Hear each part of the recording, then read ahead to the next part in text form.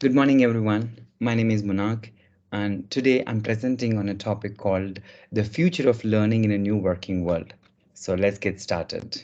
So I'm going to share my screen for you to see.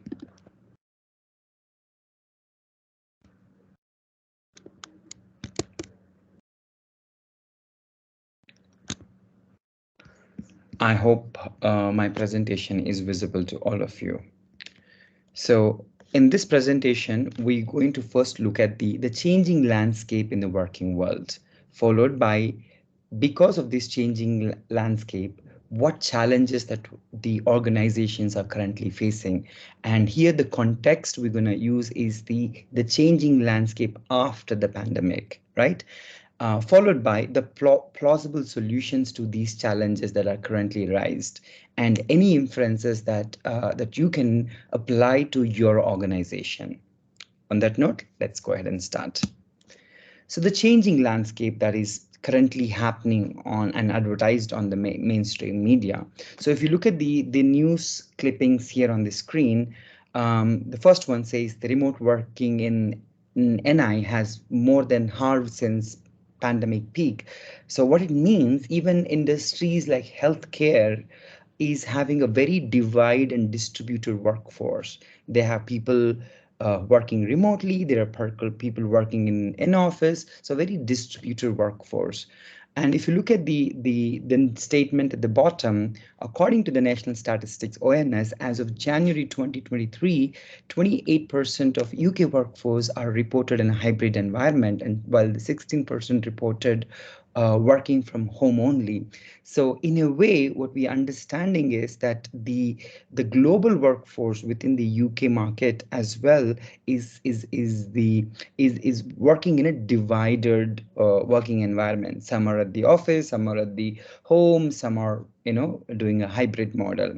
While this is the one side of the issue, if you look at the second clipping, the some of the organizations, some of the healthcare, some of the working sectors are asking people to come back to office, and the workers are now showing some resistance. So the landscape of working, or how people wants to work, is changed in the current market, based on the current conditions. So let's look at the other changing condition. So if you look at this news from the routers, it says UK employees feel the strain of missing skilled workers. So again, the Forbes also published that 93% according to a report published in 2023, they say 93% businesses say they are having IT skill gap. So while nationally, the UK is highlighting the strain of missing skilled workers, and most of these corporates, they are insisting the gap that they have is the IT gap, because the shelf life of the skills that people are developing today is rapidly changing. That could be due to technology, due to the changing working conditions, and the need in the business market, right? So this is clearly indicating the huge gap for organizations that they need and the people, the skills that they have. So this is another changing situation in the market today. Now let's look at the other one, which is really making a big noise in the market, which is AI and machine learning. I mean, I'm sure all of you heard about ChatGPT, how it's revolutionizing, how it's automating things and kind of causing a little bit of panic among the many jobs and many people. So there are two ways to look at this change. One is to look at it the way it brings the impact to the market. Like AI could replace equivalent of 300 million jobs published on BBC. Also, the other way, it can also impact the job market positively. When we look at the changing landscape, it need not to be negatively. Back then, the lot of work that we used to do with a lot of human effort can now be automated using AI. Instead of seeing this in negative perspective of losing jobs, AI can speed up our work so the people can spend on something better, something even more value added services. So when you look at these changing conditions in the market on the mainstream right now, what does it really trigger for us is that the world is changing. The way things that have been done are no longer going to work. people need different set of skills. Thanks to the distributor workforce, the engagement has already become harder. Thanks to the pandemic, and the technology changes, people, the nation and the organizations are getting a skill gap, and that skill gap is because this is changing technology and the way the AI is impacting our work. So these are the challenges that I've highlighted once again, that the way that most organizations are currently facing. And one more challenge that I've specifically highlighted is the multi-generational workforce, adding the complexity, the way we engage employees. So if we see this in context to learning, the distributed workforce is challenge number one, because you have people sitting in offices, people sitting in the in the remote environment. So how do you engage them in learning? Challenge number one. And again, challenge number two is this: people who's actually now working in remote environment is a complete new generation. The new generation, Gen Alpha, started working, have never seen office. Now that added another layer of complexity, how we engage them in context to the learning. Again, the AI, ML, AR, VR, they are posing threat to traditional learning and development practices. How do we automate it? How do we ensure that they learn the automation techniques so that they can, apply in their job in better? Now, but where do we retain human intervention, and how do we train people on that has become a challenge now. Now let's look at the various facets of these challenges, and how and what plausible solutions that organizations can adapt so that these do not become issues, but rather they address these issues effectively, right? So let's look at the very first concern we had, which is the designing a learning for a hybrid workforce. We know that now the workforce is divided. Like, there are people who's going to be only working in a remote environment, there's people in an office. So the traditional learning practices was more about like bringing people together, like, bringing that engagement of learning, whether it's you talk about the compliance learning, or you talk about the uh, a life skill program, or even talk about a functional skills. So you bring them in an environment of learning, you engage them in learning, and you see the outcomes of it. But now, having a distributed workforce, everything is becoming online. And again, that the way that people learn also changed because of the generational variation, the multifaceted generation groups that we have. So the very first thing that we need to consider, that the traditional methods may not work. Therefore, the way we design our learning needs to change. The very first thing is you can't have the very same pattern for everybody. Using different strokes for different people will enable that emotional quotient, the need that the individual have, so that we can apply, we can customize, and we can engage them, in a physical way or the virtual way. So for that, we need more blended learning approaches, more like, instead of just having one learning format, give them bite-sized learning, give them micro learning, make the learning more on the job. At the same time, you also want to, keep that in-person learning, or maybe a learning, in a smaller formats, like, in a smaller chunks, giving it to them, and then give them more learning on the go. So the learning should be continuous, so that, it's just not it is not given to them as a package or a blanket program, right? And at the same time, while we design for the hybrid workforce, aligning the learning to their strategy. When I say this strategy, means strategy of the organization and the learning desires of the individual. Therefore, we need a lot of acceptance from the leadership team, the sponsorship to the importance of the learning. So when the learning is aligned to the goals of the individual, and those goals are aligned to the goals of the team, and further, cascaded, aligned to the organization goals, is what makes everyone take the learning a lot more seriously, right?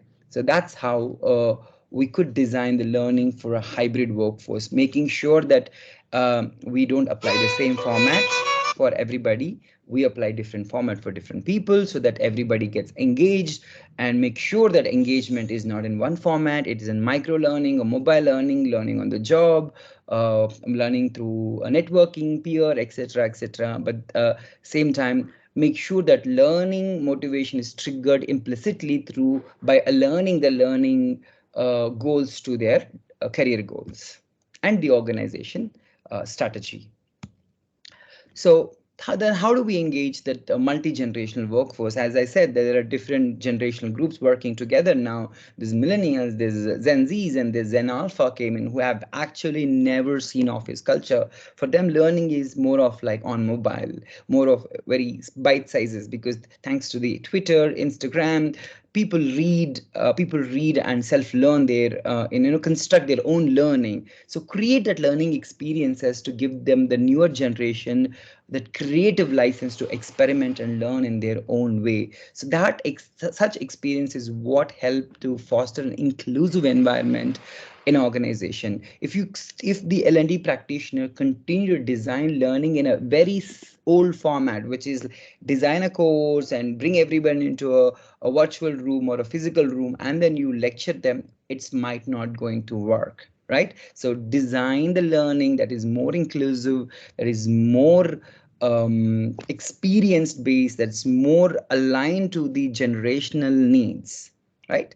And another important challenge that we posed is the learning in this fast changing technology world, like AI, ML, AR, VR, changing things, in the market. There's a huge noise about, the impact of these automated tools. So when you have such changes in the technology right now, our traditional instructional design might not work.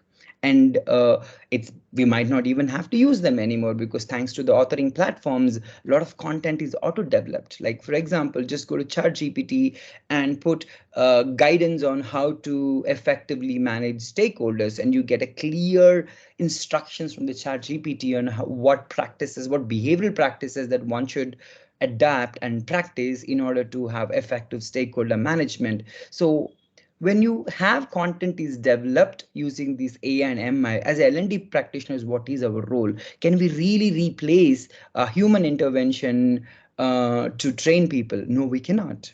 We still need to bring in, because human intervention is required to create human experiences, right? So ChatGPT or other AI tools might help you develop or conceive the content, but applying to the context, which example should fit into where, which material would applies in what situation, has still have to be assigned and decided by the L&D practitioner, so that it will have a right impact.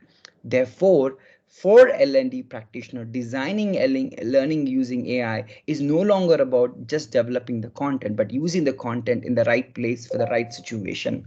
At the same time, bringing that human intervention that brings a most positive impact to the learning. So it's no longer about we developing the content, but we deciding what content should go where and to whom, so that the learning becomes impactful, and then there are outcomes associated to it. So these are some plausible solutions that for the challenges that we've discussed. Some of the inferences that applies in context to your own specific organizations. So what the organization should do. Learning practitioners like us, learning and development, or the human resources team within the organization, should keep a tab on evolving business needs, the work dynamics, the job role changes. The context becomes the key, making sure the right learning is assigned to the right individual. In order to do that, organization, the HR, the L&D, the talent team, everything should come together and make a learning strategy. Learning should become responsibility for the entire organization, not just for the learning and development team. So how do you begin this? You could make sure that you understand the job roles in the each business, and make sure what skills are required for the job role. With the changing dynamics, what are the new added skills to the job role, and do the people working in the organization has those skills? If they are, when you assess them, if there are gaps, provide that learning to them so that the gaps are, as filled accordingly. If the new skills are needed, align them to their career goals, align to the career architecture that you already designed for them, so that they know that they need to develop these skills to sustain and grow in the role that they're part of. So the same time, like, in order to do all of this, we as L&D folks or the business wouldn't have time, because the skills requirement changing fast. So using that authoring tools, leveraging technology can bring in faster solutions. But again, the same time, knowing, giving the right learning opportunity to the right person becomes the key, right? We need to bring in a lot more innovative ways of learning, engaging the learner.